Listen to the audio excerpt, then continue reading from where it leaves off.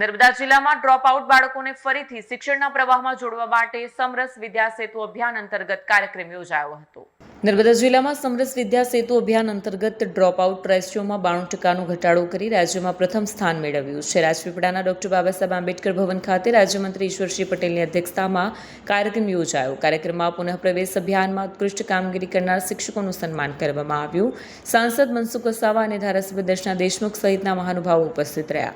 સમરસ વિદ્યા સેતુ અભિયાન અંતર્ગત આજનો અહીંયા નર્મદા જિલ્લામાં કાર્યક્રમ રાખવામાં આવ્યો હતો. આ કાર્યક્રમની અંદર અમારા ભરૂચના લોકલાડીલા સાંસદ આદરણીય શ્રી મનસુખભાઈ વસાવાજી, આ વિસ્તારના ધારાસભ્ય બેન શ્રી દર્શનાબેન, જિલ્લા પંચાયતના પ્રમુખ શ્રી, કલેક્ટરશ્રી અને ડીડીસીના સાનિધ્યની અંદર આ કાર્યક્રમ રાખવામાં આવ્યો હતો.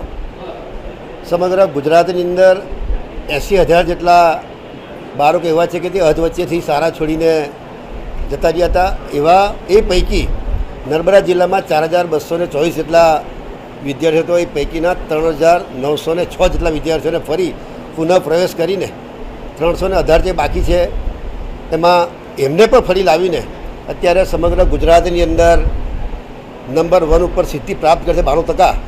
પરંતુ એથી પણ આગળ વધીને તમામ વાલીશ્રીઓ, શિક્ષક મિત્રશ્રીઓ અને ગામના આગેવાનશ્રીઓ પણ આમાં રસ લઈને તમામનું દીકરો દીકરી જો ભણેલો હશે તો સ્વાભાવિક છે કે આપણને જીવનની અંદર ક્યારેય ગરીબ મળતી નથી વારસાની અંદર.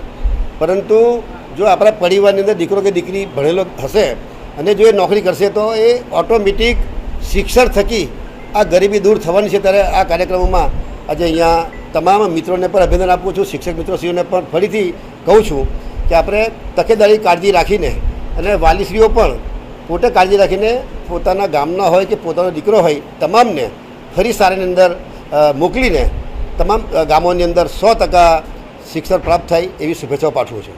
વિડીયો જર્નાલિસ્ટ વસીમ મેમણ સાથે સત્યા ટીવી ન્યૂઝ નર્મદા.